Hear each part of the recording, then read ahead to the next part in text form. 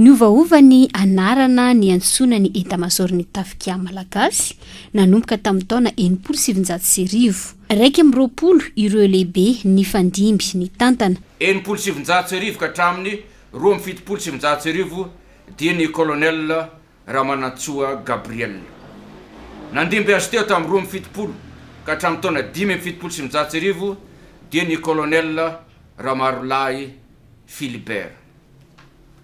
Nandimby azy tao 570 ka hatramin'ny 470 dia ny colonel Rakotonirainy Alphonse. Nanaraka azy tao tamin'ny 470 ka hatramin'ny 470 dia ny lieutenant colonel Rakotoarson Jean. Ny colonel Rakotonirainy Lucien kosa nandimby azy ny 470 ka hatramin'ny 770 tamin'ny taona 770 ka hatramin'ny taona 270 kosa dia ny colonel Samuel Claude James.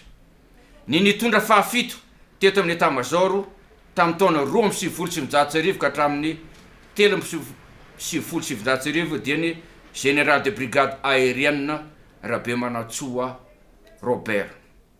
Ny général brigade Ralahy Paul ny nitarika teto amin'ny état-major tamin'ny taona 370 ka hatramin'ny taona 470.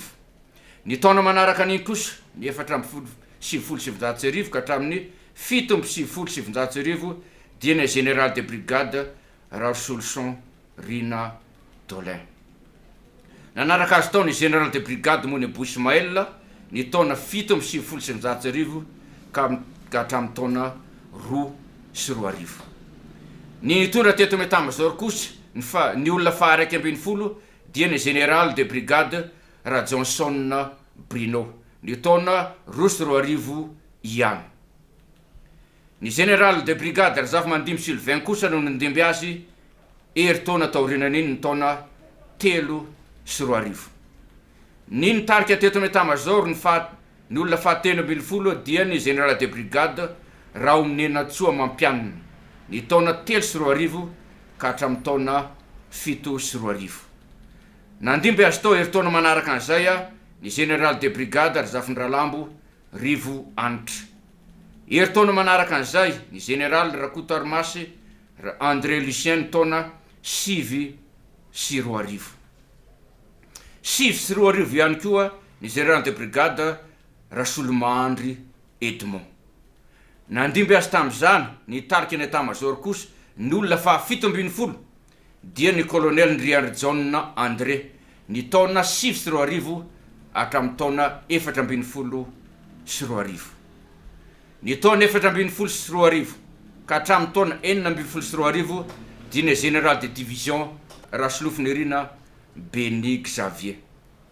Ny nitarika teto amin'ny état-major kosa tamin'ny taona 4 ka hatramin'ny taona 7 dia ny général de brigade Razafindrakoto Lanto Aronjaka. Nitombiasa n'Andriamatoa général de division Rakotonirina Théophile zany ny taona 7 ka hatramin'ny taona 20. Ampanatretena ny ilazako zany nanomboka tamin'ny taona 20 fa ny mitarika aty amin'ny état-major amin'izao fotoan'izao dia ny général de division Rabenevoarovelo Jean-Claude. Ao anatin'ny Repoblika fahaefatra isika amin'izao fotoan'izao manahoana ary ny rafitry ny tafika malagasy. Raha jery manokana antsika zao tamin'ny Repoblika voalohany dia nisy natao hoe premier riam sy ny deuxième riam na ny atao hoe régiment interarme malagasy. Nampiavaka ny Repoblika faharoa kosa nefa dia izao ireo état-major efatra sy ireo vondrona foronina tamin'izany dia ny état-major général na ny MGAP, ny état-major ny herin'ny fampandrosoana na ny MFD, ny état-major ny tafika anabakabaka sy an-dranomasina mitambatra na ny MFAN ary ny état-major ny aidivondrotsaika na ny MFIA. Inona nefa nampiavaka kosa ny Repoblika fahatelo sy ny fahaefatra? Akoatra ny état-major général dia nisy ireo état-major efatra.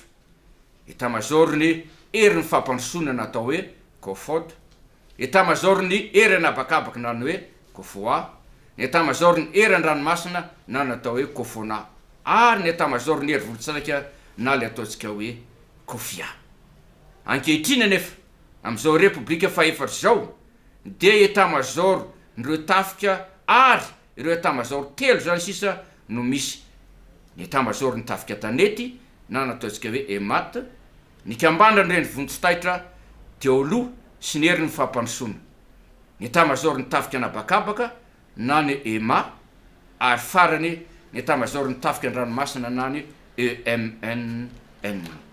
Ny mampiavaka ny tafika malagasy am'izao fotoana izao izay indray no oresantsika Rampitso.